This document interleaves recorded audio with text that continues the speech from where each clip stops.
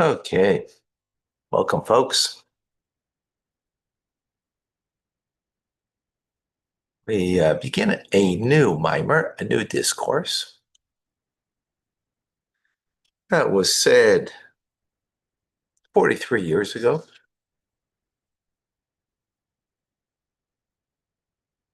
1982, and it begins with a quote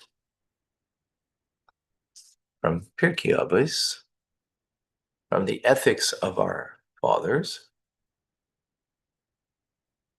from chapter 3, Mishnah 6. And it has to do with something that we do every day. It says, Asara yeshvim ha'iskim b'Torah, 10 people that are sitting and learning Torah together as we learn together.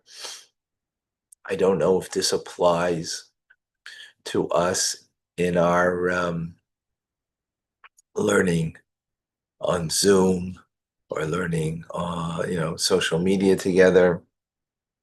Probably doesn't really apply in the same manner,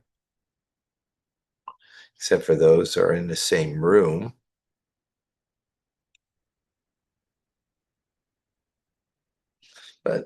But you know what? I think there's probably something to it, nonetheless, of the fact that there's ends up online 10 people together. The 10 that are sitting in and engaged in the study of Torah, Shechina Shruya B'neihem. The Shechina, the divine presence, is amongst them, settles amongst them.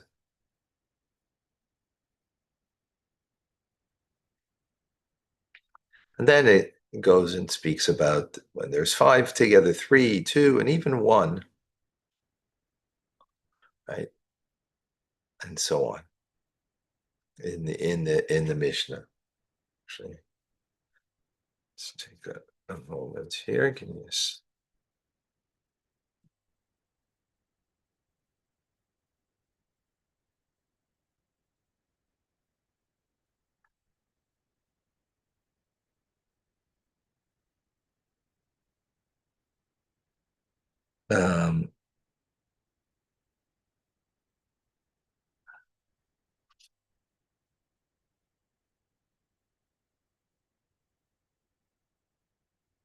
Right, so good. It's interesting.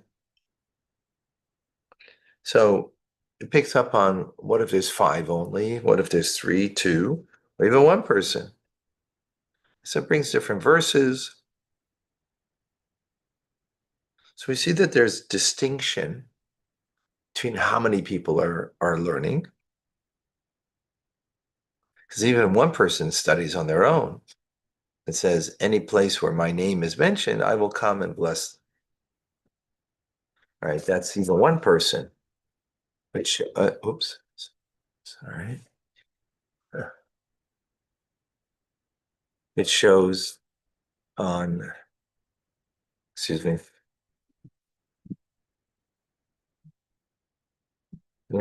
divine presence. But there's something special about 10.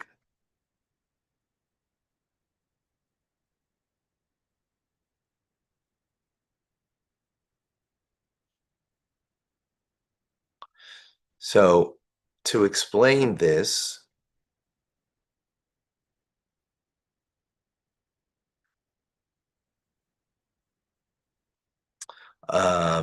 he's basing himself on, when he said this was Yud Gimel Tammuz, the day that the previous Rebbe was released from prison in 1928, or 1927 rather, and he said a discourse a year later in celebration of his release from prison.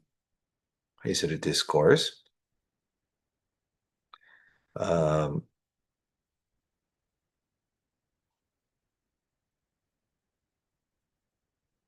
explaining this teachings of the Mishnah. So that even when one is sitting and studying Torah, there is a divine presence of God. Nonetheless, Torah that's learned in a public manner of 10 is something much more lofty and sublime. Just as we know by prayers, right? When you have a public prayer of a minyan, right, of 10 men, that are over bar mitzvah, that when it comes, so in law, in Jewish law, it speaks about prayer, that the prayer of a community, right, again, minimum of 10, is not is not rejected. Why is that? Because when you have the public prayer, then you draw down the 13 divine attributes of compassion. So in a similar manner, you have that by Torah. That when you have study of Torah in, in the public forum in this manner, you draw down the light of God that is much more sublime. So again, I don't think it means us learning online, because we're not really, we're not in the same room learning. Doesn't have the same kind of energy when you have people that share the same space. Especially the only one that is seen is me, right? Social media I don't see. On Zoom, somewhat see. I see at least your name. Some people show their face, many don't. Okay, in any case.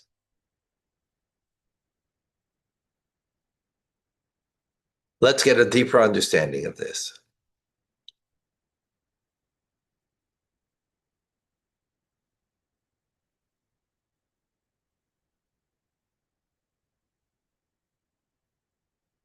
So, even though we're talking about 10, when it comes to prayer, for example, right? Of course, having, a much larger group than 10 is, a much more, a vast number. So we need to understand what is like this idea of, having 10. What's this idea of having, a large number of people that come together?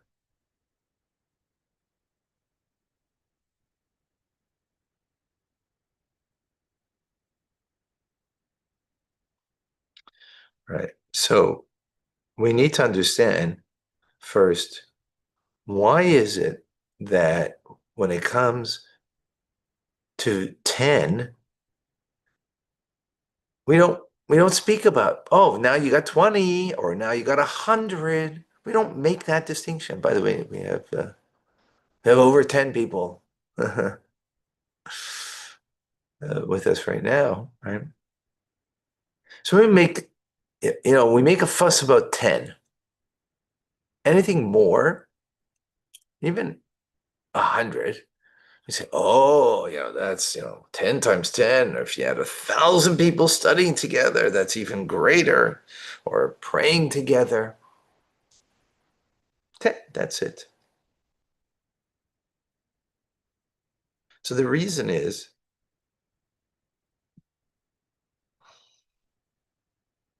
why we kind of make the fuss about 10 Um, Even though, the idea is that you have people coming together and um, seemingly, you know, okay, so we get that 10 is a big number, but, you know, much bigger numbers, and it brings out more the magnitude of, you know, of a group of people coming together, no question about that, right? But it's 10 because 10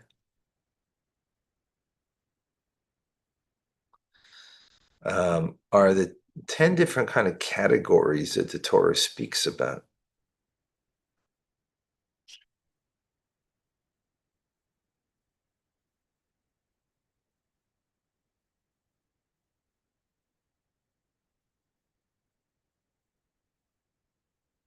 There are 10 different types of souls the Torah speaks about. 10 different categories. I have that in the Torah portion of Nitzavim at the end of the book of Dvarim of Deuteronomy. And it enumerates 10 different kind of functions of souls. The water carrier, the wood chopper, the leader, the all different types of categories. And it's so that is sort of the basis. And there isn't something, another category, 20 is, or 100. 10 is sort of a reflection of all. So it's sort of like metaphorically, in a drop of rain, there's a reflection of the entire sun. And it's only a drop of rain, but it reflects the entire sun.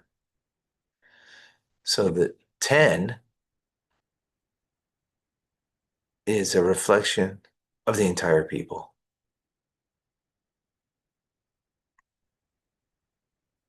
Ten is sort of in that 10 is the sum total of the entire people of Israel. Okay.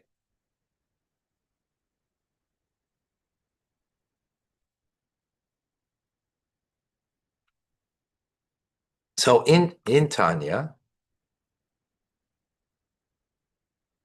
something we're going to come up a bit later in the Alter Rebbe's letters, speaks about 10 and the virtue of the number 10 in Torah, when coming to study Torah as we're doing now, and in prayer.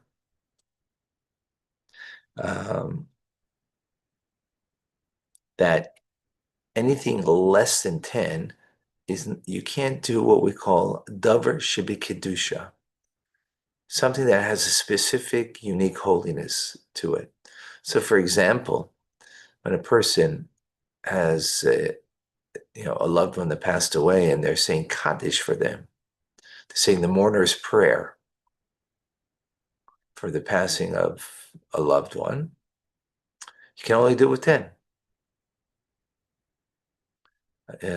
Certain prayers, Kiddusha, Baruch Hu, if those are familiar with some of the prayers that we have, you can only do it with 10, because those are called things that have a specific holiness to it.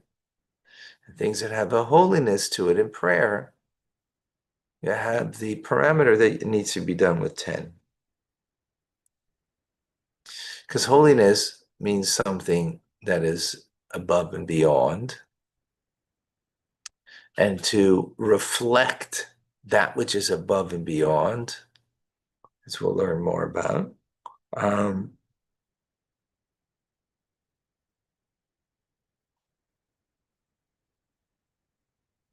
right? And that it should be accepted.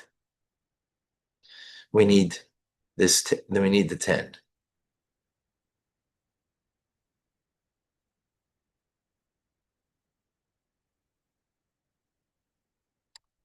So let's explain. Prayer is about a connection to God, of course, but the desired connection is the hope through the connection is God fulfill our needs. As one idea of prayer is that we come on to God for prayer because that is uh, implying in your prayer that you need God and you're dependent on Him. So you might ask a question, okay, I'm dependent on Him.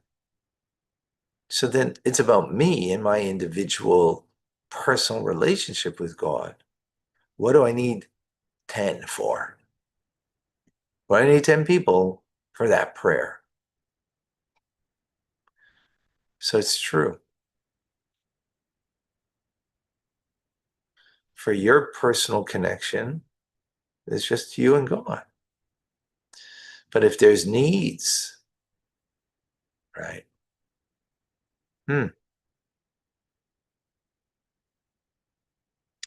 There are needs that you have. There's needs that the community has. So of course, if it's just a personal need is one thing, but if it's a personal need that's amongst the collective, then it becomes not just a personal need of being fulfilled, but it now means a collective whole. Interesting.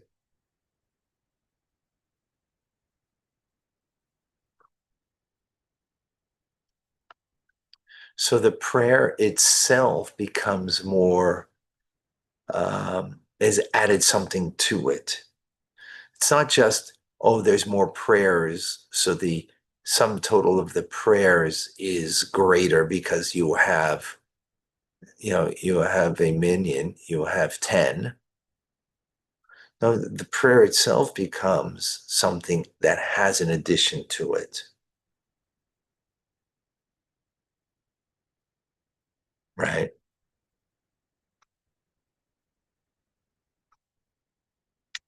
So,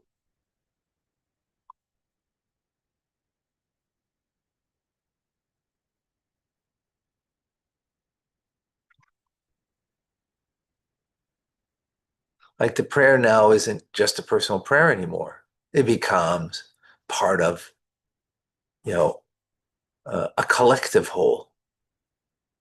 It's like a collective prayer almost, even though it's your personal prayer, because it's together with others. So um, says the Rebbe that with our Torah study, there's a similar idea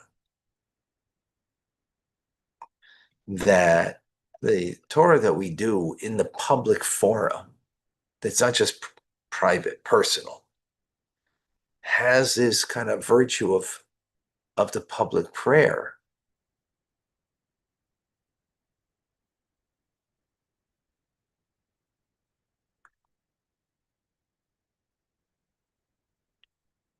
And and there's something unique about the Torah teachings itself when it's done in such a manner, as opposed to it's just your own private learning.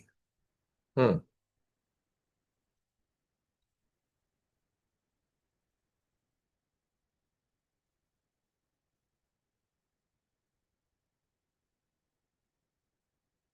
Wow. Okay. We're just in the middle of a thought over here. We're going to continue. Um,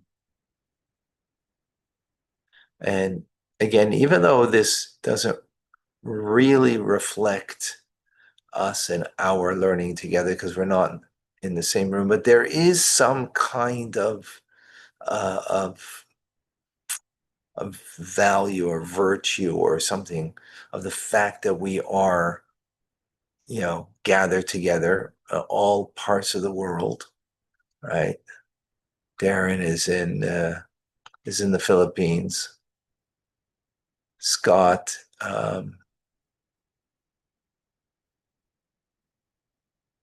uh, that's cute, Darren. Scott, where are you? We have in New York. We have in New Jersey.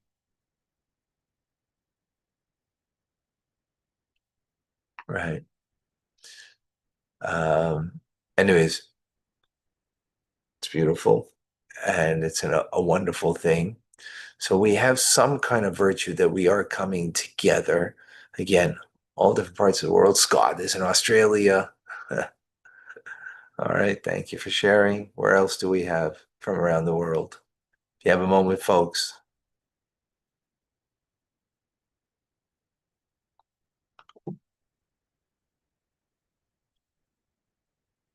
share with me where you are around the world. Okay.